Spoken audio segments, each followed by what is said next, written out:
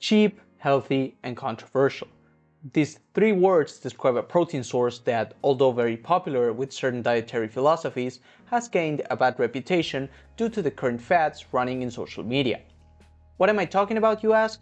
I'm talking about soy protein, a very popular protein source for vegans and vegetarians alike, and even some omnivorous people. In this video, we will tackle how soy protein is actually good for lifters and how you can implement it into your diet. Let's begin. Soy products are cheap, like dirt cheap, and they're packed with protein and fiber, among other micronutrients. Of course, I'm talking about the minimally processed ones, and those who have also minimal nutritional additives like sugars and oils. So basically stuff like tofu, soy flour, TBP, soybeans, and homemade soy milk.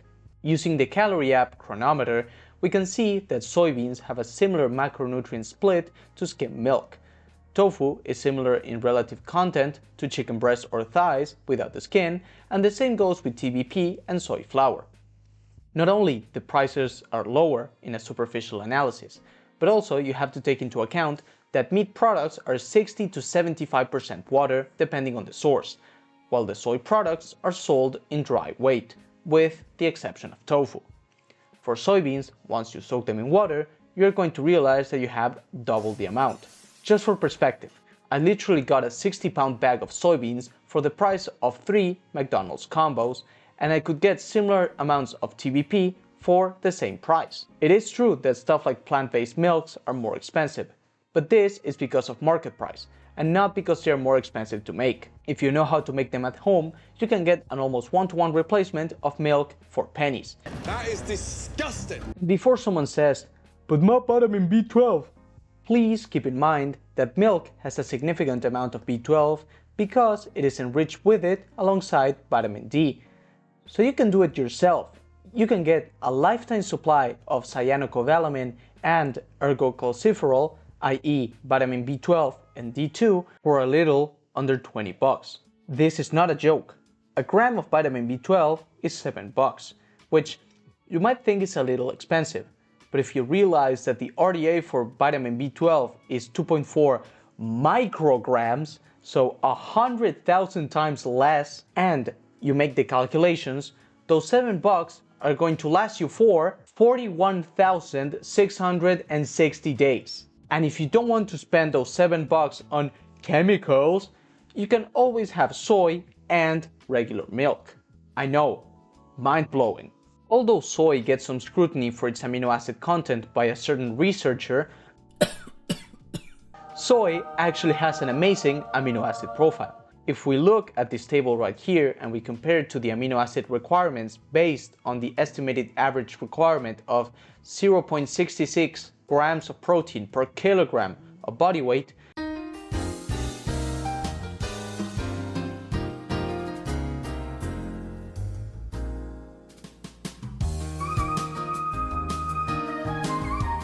we see that soy offers an excellent amount of essential amino acids with a potential deficiency in methionine, which can be fixed by A, eating more protein than just 0.66 grams per kilogram, which most lifters are already doing by eating double or even triple that amount per day, and B, mixing in proteins from other sources, especially cereals, which again, most lifters do.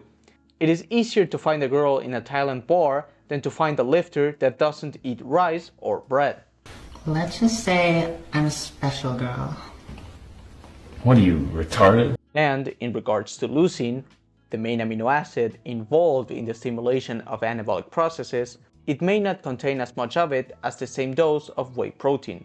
But newsflash, you can make it up by, you won't believe it, eating slightly more protein.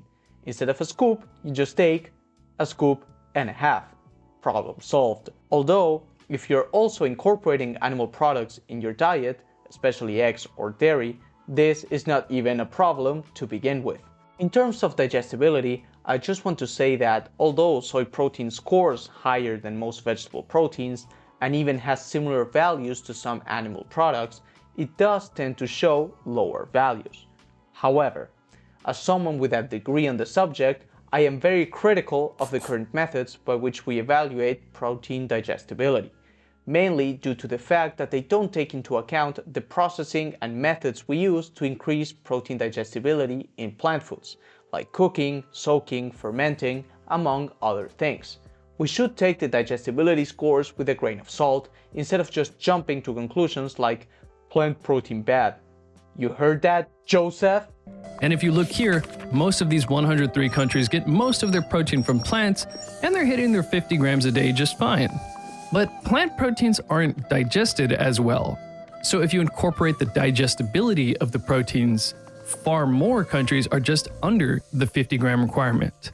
What a con man, Jesus. Now, all good with soy protein, but how do we add it into our diets? Let's divide it into categories. For meat analogs, you can use tofu or TVP. For TVP, I recommend incorporating it alongside ground beef or chicken for recipes like tacos, burgers, fajitas, shepherd's pie, or whatever recipe you have in mind. Make sure to mix thoroughly so it absorbs the flavors and add enough seasonings to make a Mexican proud. For tofu, please, I beg you, cut it into either small cubes or small strips. You can cover it in breadcrumbs and deep fry them or pop them in the air fryer. You can also add it to stir fries or salads. A strategy very common among vegans is to marinate it mainly in soy sauce, but you can try something out there. For soybeans, you can add it to salads. It really helps in bumping the protein content of a meal without any effort. You can also use them to make soy milk. There are tons of videos about how to make it. Unless you lack basic motor skills or arms, making soy milk is as easy as it gets. Just make sure to add some sweetener and some vanilla extract and you're good to go. I am not saying to replace animal products completely, but you can incorporate these products to achieve your protein requirements at a lower price and also not have to depend so much on ground beef, eggs, and milk for your protein. Soy and soy products are an excellent source of cheap and high quality protein that you can add into your diet.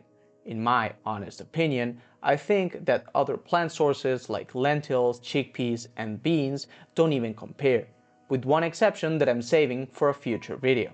If you're cutting, both in calories and in budget, soy should be your #1 option.